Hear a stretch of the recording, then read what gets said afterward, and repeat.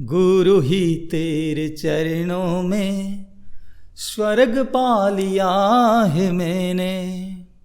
चिद्रूपेण पर्याप्तं त्रैलोक्यं सचराचरं तत्त्वं दर्शितं येन तस्मै श्री गुरुवे नमः। गु अर्थात अंधकार डार्कनेस, रु अर्थात आलोक ब्राइटनेस बा लाइट। जे अंधारु तिमिरु जे कला राज्यरु आमको पासोरी नहीं आलोक राज्य देखांती, धर्म राज्य देखांती, सठिक रास्ता देखांती, से होछंती गुरु। गुरु ब्रह्मा गुरु विष्णु गुरुरेव महेश्वर गुरुरेव परब्रह्म तस्मै श्री गुरुवे नमः। छत्रपति शिवाजी महाराजंकर गुरु चरण रामदास, चंद्रगुप्त मौर्यंकर गुरु चाणक्य, स्वामी विवेकानंदंकर गुरु रामकृष्ण परमहंस नथिले से माने आजी सारा विश्व इतिहास एक सुवर्ण वर्णित नाम अमरत्व जीवन पाई न थांते। ए सुंदर अनुसंधानमूलक उपस्थापन तत्व को भित्ति करी गुरु ही साक्षात ईश्वर सनातन शास्त्र एवं युग पुरुषोत्तम परम प्रेममय श्री श्री ठाकुर अनुकूल चंद्रंकर भावादर्श अनुजाई भारतीय आर्य मानकर चलन और करणीय मध्य प्रमुख होउची गुरुकरण। गुरुंक मध्य देई जाति समाज हुई उठे, संगठित हुई उठे एकनिष्ठ। सेई मध्य देई मनीषर विवर्तन विवर्धन हुई थाए, किंतु सेई कमन आइडियल को छाड़ी ऐक्यबद्धर रहिबा कठिन हुई पड़े। प्राचीन भारतर सभ्यता को लक्ष्य कले स्पष्ट जना पड़े मनीष जीवनर आरंभ होइथिला गुरुकुल। पुराण शास्त्र रे मध्य यार वर्णना खूब रहिछि। स्वयं भगवान मध्य जेतेबेले ही एई धरारे आविर्भूत हुअंती सेही मध्य गुरुकरण करिथांती। यहा देखिले बुझा जाए गुरु मनुष्य जीवन रे सर्वश्रेष्ठ आवश्यकता। गुरुकरण करिबा पूर्वरु जानिबाकु हेबो गुरु किए। यार साधारण उत्तर रे परम प्रेममय श्री श्री ठाकुर कहती गुरु भगवानकर साकार मूर्ति और से ही एब्सोल्यूट परम प्रेममय श्री श्री ठाकुर अनुकूल चंद्र। एही प्रसंग रे कहउछंती गुरु करिबाकु हेले देखिबाकु हुए से आत्मनिवेदित की नुहंती, से प्रवृत्तिर अभिभूतर इलाकारे उपरे की नुहंती। तांकर भगवत गुणावली अछि कि ना ओ तांक सहित आमर केते मेल हुए कि नाही। भल पाइबा भीतर देई जदि न मेल खाए तेबे त्रुटि केउठारे अछि। गुरुंक प्रति जदि अनरैपेलिंग अटैचमेंट अच्युत अनुराग रहे तेबे तांकर अधिकरु अधिक प्रकाश जना पड़े। गुरुंक प्रति जदि अच्युत अनुराग रहे तेबे तांकर प्रकाश मनुष्य जानी पारे। परम प्रेममय श्री श्री ठाकुर कहउचंती गुरु माने सद्गुरु अर्थात ब्रह्मवित जनकंक परी केते मुनि ऋषि तांक पाखकु जाइथिले आत्म उन्नयन पाई। महाप्रभु चैतन्य देव कहिचंती कि बा विप्र कि बा न्यासी शूद्र केननय जेई कृष्ण तत्ववेत्ता सेही गुरु हय। श्रीला प्रभुपाद मध्य कहिसंती प्रकृत गुरु ब्रह्मनिष्ठ हुई थांती। ब्रह्म कण ओ तांकठारे किपरि स्थित हेबाक हुए ताहा से जानती। क्रिश्चियन हेउ बा मुसलमान किंबा हिंदू हुअंतु सेतिरे किछि जायस नाही। से जदि केवल भगवान को तरफरु कहउथांती से यथार्थ गुरु अटंती। लंडन टाइम्स पत्रिका सहित साक्षात्कारी बही आत्मविज्ञान। सनातन शास्त्र रे मध्य गुरु ग्रहण करिबा निमंते उपदेश दियंती। तद विज्ञानार्थम सद्गुरुम एवाभिगच्छेतः समिद प्राणिः श्रोतियं ब्रह्मनिष्ठम। मांडुक्य उपनिषद 12तम खंडरे गुरु बिना भौतिक जगत रे कौनसी कर्म कला शिक्षा करा जाई पारे ना। तेबे किपरि बिना गुरु रे मनुष्यतार जीवनर लक्ष्य जहाकि ईश्वर प्राप्ति किपरि करिब। गुरु ग्रहण नित्यांत प्रयोजन। शास्त्र रे गुरु किए प्रमाण देई कहउछंती ओं अज्ञान तिमिरन्धस्य ज्ञानं जनं शलाकया चक्षु तस्मिळतं येन तस्मै श्री गुरुवे नमः। भावार्थरे मु अज्ञानतार घन अंधकार मध्यरे जन्म ग्रहण करिथिली एवं मोर गुरु ज्ञानर वर्तिकारे मोर चक्षु खोली देले सेही गुरुंको मोर भक्तिपूर्ण प्रणति जनाउछि।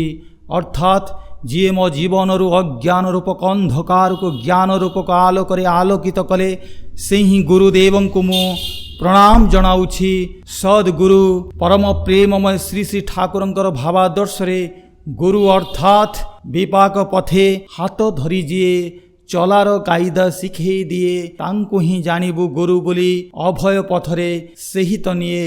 ଶ୍ରୀ ଶ୍ରୀ ଠାକୁର କୁହନ୍ତି ସଦ୍ଗୁରୁଙ୍କୁ ପାଇଲେ ହିଁ କାଳ ଓ ଅବସ୍ଥା ବିବେଚନା ନକରି ତତ୍କ୍ଷଣାତ୍ ତାଙ୍କଠୁ ହିଁ ଦୀକ୍ଷା ଗ୍ରହଣ କରିବା ଆବଶ୍ୟକ। କାଳ ତାର ପାତକୀ ଅଙ୍କୁଶରେ ଦିଗ୍ଧାରି ସର୍ବନାଶ କରି କିଛି ହିଁ ଛାଡ଼ିବ ନାହିଁ। ଶାସ୍ତ୍ରରେ ମଧ୍ୟ ଏହା ଅଛି ଦୀକ୍ଷାୟାଂ ଚଞ୍ଚଳାପାଙ୍ଗି ନ କାଳ ନିୟମ କୁଚିତ ସଦ୍ଗୁରୁ ଦର୍ଶନ ଦେବ ସୂର୍ଯ୍ୟ ପର୍ଦ୍ଦେତ୍ୟ ସର୍ବଦା। ଗୁରୁଙ୍କୁ ମନୁଷ୍ୟ ଭାବିବା ଠିକ୍ ନୁହଁ। ଏହା ଏକ ଗୁରୁନିଷ୍ଠ ଶିଷ୍ୟର କର୍ତ୍ତବ୍ୟ।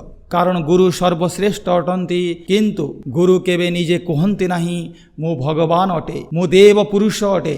ଏହା ଆମମାନଙ୍କର ଶିଷ୍ୟର କର୍ତ୍ତବ୍ୟ ହେଲା ଆମେ ଭଗବାନଙ୍କୁ ଯେପରି ସମ୍ମାନ ପ୍ରଦର୍ଶନ କରୁ ଗୁରୁଙ୍କୁ ମଧ୍ୟ ଅନୁରୂପ ସମ୍ମାନ ଅନୁରୂପ ସେବା ଓ କର୍ତ୍ତବ୍ୟ ଦେଇ ତାଙ୍କୁ ସନ୍ତୁଷ୍ଟ କରିବା। ଯେଉଁ ଗୁରୁ ଭାବନ୍ତି ଶିଷ୍ୟମାନେ ଏହିପରି ସମ୍ମାନ ଅର୍ପଣ କରୁଛନ୍ତି ତେଣୁ ମୁଁ ଭଗବାନ, ତେବେ ସେ ଗୁରୁ ହୋଇ ନ ପାରନ୍ତି, ନିହାତି ଜଣେ ପ୍ରବଞ୍ଚକ ହୋଇଥାନ୍ତି। ତେଣୁକରି ସାଧୁ ସାବଧାନ। ଏଣୁକରି ପରମ ପ୍ରେମମୟ ଶ୍ରୀ ଶ୍ରୀ ଠାକୁର ଅନୁକୂଳ ଚନ୍ଦ୍ରଙ୍କୁ କେଷ୍ଟ ଭାଇ ପଚାରିଲେ ଗୁରୁଙ୍କୁ ମଣିଷ ଭାବିବା ନିଷେଧ କାହିଁକି? ଶ୍ରୀ ଶ୍ରୀ ଠାକୁର ଉତ୍ତର ଦେଉଛନ୍ତି ସେପରି ଭାବିଲେ ଅର୍ଜ ଅଭିଭୂତି କମିଯାଏ, ତାହା ବୋଲି ଅମଣିଷ ଭାବିବାକୁ ମଧ୍ୟ କହିନାହାନ୍ତି। ସେହି ଆଳରେ ତାଙ୍କର ଦୁଃଖ କଷ୍ଟରେ ଆମେ ଯଦି ବିଚଳିତ ନ ହେଉ ଆଉ ତାର ନିରାକରଣର ଚେଷ୍ଟା ଯଦି ନ କରୁ ଯେପରିକି ଆମର ପ୍ରିୟଜନଙ୍କ କ୍ଷେତ୍ରରେ କରିଥାଉ ତାହେଲେ କିନ୍ତୁ ତାହା ହେବ ଭଣ୍ଡାମି। ତେଣୁ ମନଗଢ଼ା ଧାରଣା ଆରୋପ ନ କରି ଭଲ ପାଇଲେ ଯେପରି କରିବାକୁ ହୁଏ ସେହିପରି କରିବା ହିଁ ଭଲ। ଏହା ସଙ୍ଗେ ସଙ୍ଗେ ସାଧନ ଭଜନ ମଧ୍ୟ ନିୟମିତ କରିବା ଦରକାର। ସାଧନ ଭଜନ ଭିତରେ ଦେଇ ତତ୍ତ୍ୱତ ସେ କିଏ ତାହା ଧୀରେ ଧୀରେ ଫୁଟି ଉଠିବ। ଶ୍ରୀ ଶ୍ରୀ ଠାକୁର କହୁଛନ୍ତି ସାଧନ ଭଜନ ଠିକ୍ ରଖିଲେ ଧୀରେ ଧୀରେ ଗୁରୁ ସ୍ୱୟଂ ଫୁଟି ଉଠିବେ। ଓଡ଼ିଆ ଭାଗବତରେ ମଧ୍ୟ ଏହାକୁ ପ୍ରମାଣ କରନ୍ତି। ଯାହା ଦେହେ ପ୍ରଭୁ ଚକ୍ରଧର ପ୍ରସନ୍ନ ପୁରୁଷ ଈଶ୍ୱର ତାର ଚରଣେ ସେବା ଅର୍ଥେ ଅଜ୍ଞାନୀ ନୁହନ୍ତି ସମର୍ଥେ ତାହାକୁ ନର ପ୍ରାୟ ମଣି ଅଧଗମନେ ଯାନ୍ତି ପ୍ରାଣୀ ଏକାନ୍ତି ଭକ୍ତି ଯେଉଁ ପ୍ରାଣୀ ସାଧଇ ଷଡ଼ ରିପୁଜିଣୀ। ଶ୍ଵେତାଶ୍ଵେତର ଉପନିଷଦରେ ମଧ୍ୟ କୁହାଅଛି ଯସ୍ୟ ଦେବ ପରା ଭକ୍ତିର ଯଥା ଦେବେ ତଥା ଗୌରୀ ତତ୍ସ୍ୱତେ କଥିତା ହି ଅର୍ଥା ପ୍ରକାଶନ୍ତେ ମହାତ୍ମନଃ। ଅର୍ଥାତ୍ ଭଗବାନ ଏବଂ ଗୁରୁ ଉଭୟଙ୍କଠାରେ ଏକ ସଙ୍ଗରେ ନିର୍ବିବାଦ ବିଶ୍ୱାସ ଥିବା ଆତ୍ମାଗଣ ବୈଦିକ ଜ୍ଞାନର ଧର୍ମ ଆପେ ଆପେ ଉପଲବ୍ଧି କରିଥାନ୍ତି। ଏହା ରାମକୃଷ୍ଣ ଦେବଙ୍କର ମଧ୍ୟ କୁହାଅଛି ସେ ଭଗବାନ ଅବତୀର୍ଣ୍ଣ ହୁଅନ୍ତି। ଏହାର ଉପମା ଦେଇ ବୁଝାଯାଏ ନା, ଅନୁଭବ ହେବା ଆବଶ୍ୟକ, ପ୍ରତ୍ୟକ୍ଷ ହେବା ଆବଶ୍ୟକ। ସେ ଇଚ୍ଛା କରିଲେ ମଣିଷ ଭିତରେ ଦେଇ ଆସିପାରନ୍ତି, ମଣିଷ ଦେହ ଧାରଣ କରି ଆସନ୍ତି ପ୍ରେମ ଭକ୍ତି ଶିଖାଇବା ପାଇଁ। ସ୍ୱାମୀ ବିବେକାନନ୍ଦ କହନ୍ତି the prophet of the world, the messenger of the life, the incarnation of God. ସନ୍ଥ କବୀରଙ୍କ ଦୋହାରେ ମଧ୍ୟ ଏପରି ସିଦ୍ଧାନ୍ତ ଦେଖିବାକୁ ମିଳେ। ଗୁରୁ ଗୋବିନ୍ଦ ଦେଓ ଖଡ଼େ କାକୁ ଲାଗୁ ପାୟ ବଲିହାରି ଗୁରୁ ଆପନେ ଗୋବିନ୍ଦ ଦିଅ ବତାୟ। ଗୁରୁ ବିନ୍ ଜ୍ଞାନ ନ ଉପୁଜେ ଗୁରୁ ବିନ୍ ମିଲେ ନା ମୋକ୍ଷ ଗୁରୁ ବିନ୍ ଲଖେ ନା ସତ୍ୟ କୋ ଗୁରୁ ବିନ୍ ମିଟେ ନା ଦୋଷ। କେହି ଯଦି ଗୁରୁଙ୍କୁ ପରୀକ୍ଷା କରିବାକୁ ଯାଏ ତା କ'ଣ ହୁଏ? କେହି ଯଦି ଗୁରୁଙ୍କୁ ପରୀକ୍ଷା କରିବାକୁ ଯାଏ ତା କ'ଣ ହୁଏ? ଏ ବିଷୟରେ ପରମ ପ୍ରେମମୟ ଶ୍ରୀ ଶ୍ରୀ ଠାକୁର କହନ୍ତି ଯଦି ପରୀକ୍ଷକ ସାଜି ଅହଙ୍କାର ନେଇ ସଦ୍ଗୁରୁ କିମ୍ବା ପ୍ରେମୀ ସାଧୁଗୁରୁଙ୍କୁ ପରୀକ୍ଷା କରିବାକୁ ଯାଅ ତେବେ ତୁମେ ତାଙ୍କଠି ହିଁ କେବଳ ତୁମକୁ ହିଁ ଦେଖିବ, ଠକି ଆସିବ।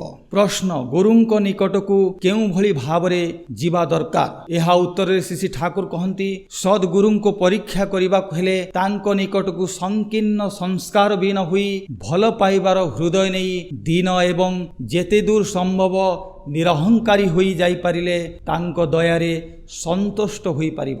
ଶ୍ରୀମଦ୍ ଭଗବତ ଗୀତାରେ ମଧ୍ୟ ଅଛି ତଦ୍ ଦ୍ୟୁଦି ପ୍ରଣିପାତେନ ପରିପ୍ରସେନ ସେବୟା ଉପଦେକ୍ଷ୍ୟନ୍ତି ତେ ଜ୍ଞାନଂ ଜ୍ଞାନୀନସ୍ତ କର୍ତ୍ତୃ ଦର୍ଶନଃ।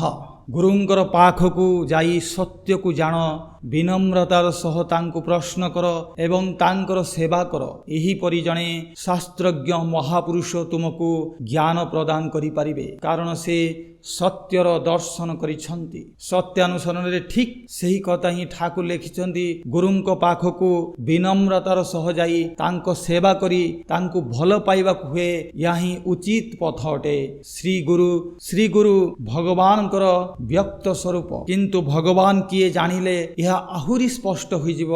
एही प्रसंग रे श्री श्री ठाकुर कहउछन्ति, वीर्यस्य जशस्य श्रिय ज्ञान वैराग्य योष्ट्यव षष्ठानां भग इतिंगना। जहांकर ई षडगुण अछि ओ जहा पाखरे ए सबु एक्टिव होई उठिछि तांकु ही भगवान कहा जाए। महाप्रभु श्री चैतन्य देव कहउछन्ति, षडेश्चर्य पूर्णयः इहि भगवान स्वयंमयम्। एही षडगुण गुरु पुरुषोत्तमଙ୍କ पाखरे निहित थाए। श्री श्री ठाकुरଙ୍କର एही उक्ति सहित जदि महापुराण श्रीमद् भागवत को मेलाई देखा जाए, ठीक एही कथा ही पाइबा। श्रीमद् भागवतम रे उल्लेख अछि, आचार्य मां बीजान्यम नावमन्येत कहिंचित न मर्त बुद्ध्या स्वयेत सर्वदेवमय गुरु। मंगलमय भगवान कहिसंति, गुरुंको मोर तुल्य मने करिबा उचित। गुरुंको प्रति केही अशोया परबस हेबा उचित नुह, किंबा तांको जने साधारण मनुष्य बोली भाबिबा भी उचित नुह, कारण गुरुंको ठारे समस्त देवता विराजमान करंती। ओडिया भागवत रे मध्य अछि, जे सदा गुरु सेवा करे से तेबे ज्ञान मार्ग धरे। तू गुरु रूपे नारायण मूढ़ अज्ञानी मानक कारण। गुरु दीक्षा को मने करी भव सागरु हेब पारी। ज्ञान अमृत गुरु बाणी सुजने बुझ परिमाणी। स्वभावे तप कल्प जोते निरते थिब गुरु हिते। पंचभुवने जा पाइब गुरु समीपे समर्पिब। गुरु सेवने सर्व दुख प्राणी तरंती आत्मसुख। रजतामस गुण दुई गुरु वचने दूरे थाई। एनाबे गुरु कर्णधार मुहि अनुकूल समीरा। गुरु वचने मंत्र तंत्र न्यासे शोधने सर्वगात्र। गुरु चरणे भावे भली मते पूजिब माया तेजी। जे पारे गुरु आश्रय करी ज्ञान खड़ग करे धरी। निवृत्ति करी बुद्धिमान तेजई से दृढ़ बंधन। ए घोर माया मोह बकल्पे जीव उद्धारु गुरु रूपे। श्री गुरु गीतारे अछि, गुरु ब्रह्मा गुरु विष्णु गुरुरेव महेश्वर गुरुरेव परब्रह्म तस्मय श्री गुरुवे नमः। ध्यानमूलं गुरुः मूर्तिं पूजामूलं गुरुः पदं मंत्रमूलं गुरुः वाक्यं मोक्षमूलं गुरुः कृपा। उपरोक्त समस्त द्वारा भल भावे बुझी देखिले जना पड़े जीवन रे सद्गुरु नित्यांत आवश्यक ओ गुरु ही भगवान कर व्यक्त स्वरूप, ओइसे ही एब्सोल्यूट।